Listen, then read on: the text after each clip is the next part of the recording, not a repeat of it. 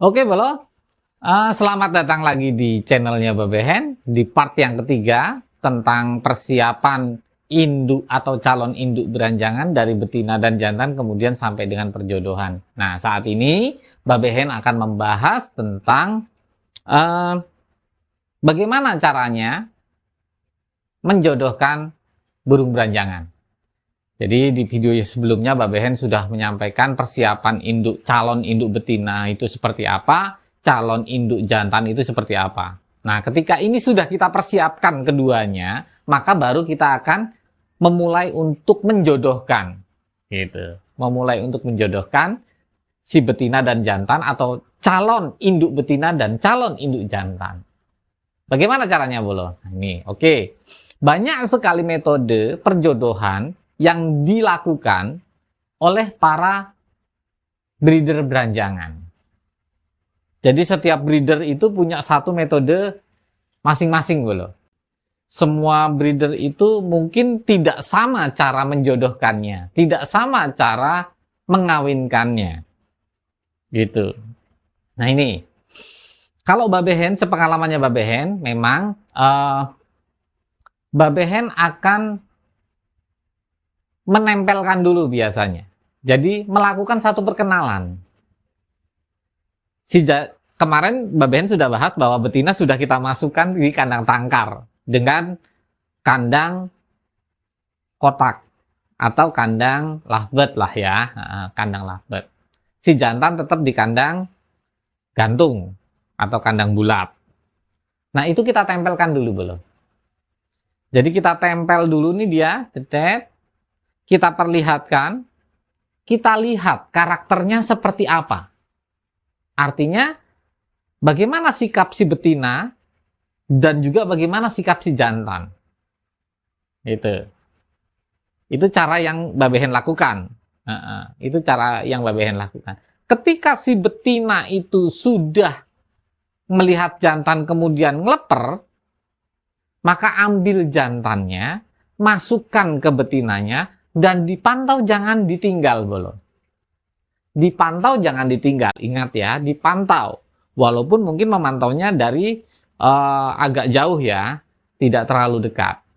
Kita lihat dia. Kalau dia kemudian langsung kawin, maka itu adalah sudah satu poin bagus untuk tahap awalnya. Nah, apa yang dilakukan setelah dia itu kemudian kawin nih, Bolo nih ya? Ada banyak tipe burung. Kalau Babehen biasanya, kalau menggunakan metode kawin cabut, itu ketika si jantan sudah kawin, maka si jantan langsung kita ambil, kita kembalikan ke kandang gantung, Bolo. Apa tujuannya? Kenapa kok seperti itu kan? Karena memang tujuannya kawin cabut. Keuntungannya apa sih kawin cabut? Babehen juga sudah sampaikan. Keuntungan kawin cabut itu satu jantan bisa untuk beberapa betina, Bolo. Bisa untuk 2 betina, bisa untuk 3 betina, bisa untuk 4 betina. Dengan perkawinan dengan hari yang berbeda ya. Kalau dengan hari yang sama paling enggak ya 2 betina lah. Pagi atau sore gitu. Itu bisa dengan 2 betina. Gitu. Terus keuntungan apa lagi yang bisa didapat dengan metode kawin cabut ini? Metode kawin cabut bisa menghindari kejadian KDRT loh. Karena banyak sekali kejadian itu para breeder beranjangan yang induknya dibantai atau dipacokin, dihajar deh lah gitu ibaratnya. Dia dihantam, dibantai, dibikin KDRT sama si jantannya. Walaupun jantan itu sudah kawin.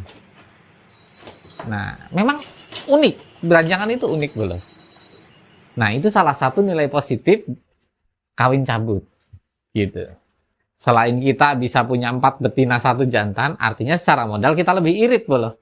Kita beli jantan 1, karena jantan tuh di beranjangan Javanica khususnya, itu memang harganya lebih mahal dibanding betinanya.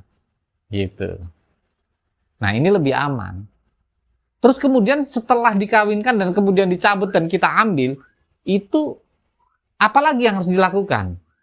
tetap kita rawat seperti biasa, tetap kita naikkan birahinya, tetap kita kasih kroto juga untuk birahinya tetap stabil. Karena apa? Perkawinan yang kita lakukan, yang kita harapannya adalah perkawinan yang kita lakukan ini itu tidak hanya satu kali, Bolo. Sebaiknya dilakukan 2 atau 3 kali secara berturut-turut. Maksudnya dengan hari yang berbeda, gitu. Jadi 3 hari berturut-turut, 1 hari 1 kali kawin nggak apa-apa. Tapi 3 hari berturut-turut, Bolo. Gitu. Dan biasanya kalau itu kita sudah ketemu fasenya atau ketemu ritmenya, ini ngeper nih, sudah ngeper, kita kawinkan. Kita masuk ke kandang, biasanya betina tuh kalau memang dia birahi, bahkan sama tangan kita begini kan, atau ada orang masuk, dia udah posisi ngeper, nah itu sudah birahi puncak, Bolo. Kita ambil lagi jantannya, kita kawinkan lagi. Sampai 3 hari berturut-turut. Seandainya kok tidak bisa, hanya misalnya dapatnya 2 hari, ya nggak apa-apa. Seandainya juga cuma dapatnya 1 hari, karena kita pantaunya melihat si betinanya itu kok birahinya hanya 1 kali itu, ya nggak apa-apa juga, gitu. Nah, biasanya betina ini akan selanjutnya akan bertelur di saat 3 hari setelah kawin. Maksimalnya 5 hari setelah kawin, Bro. Jadi kalau sudah kawin 1, 2, 3, hari ke-1, hari kedua, nah hari ketiga dia kawin biasanya. Hari ketiga nelur, maksudnya Babehen, maaf. Hari ketiga sudah nelur. Jadi dia akan menelur 3 hari setelah perkawinan terakhir. Biasanya begitu, Bro. Itu metode kawin cabut. Terus bagaimana metode yang kedua? Metode kawin pasangan. Jadi kita pasangkan dalam satu kandang tangkar, itu kita pasangkan dan tidak kita cabut. Boleh, Bolo. Boleh. Catatannya apa? Harus akur. Jadi dia betul-betul harus akur dulu. Gitu. Syukur-syukur nih birahinya bisa dapat berbarengan. Karena kalau jantannya nanti over birahi dan betinanya tidak birahi, boleh jadi si betina juga nanti dibantai sama jantannya. Gitu. Atau sebaliknya, Bolo. Si jantan ternyata tidak terlalu birahi nih, atau birahinya kemudian hilang karena nutrisi untuk pendongkrak birahinya kurang misalnya. Si betinanya ternyata birahinya memuncak nih dia. Boleh jadi si jantan dihajar juga sama betina. Itu boleh jadi begitu. Bisa saja gitu loh.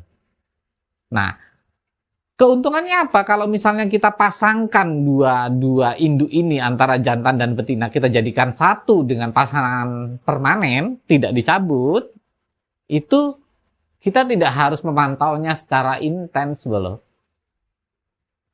Jadi ya udah, selama dia akur, kita jor aja nutrisinya terus begitu. Nanti tahu-tahu dia udah nelor, angkrem, menetas kalau misalnya mau diloloh induk.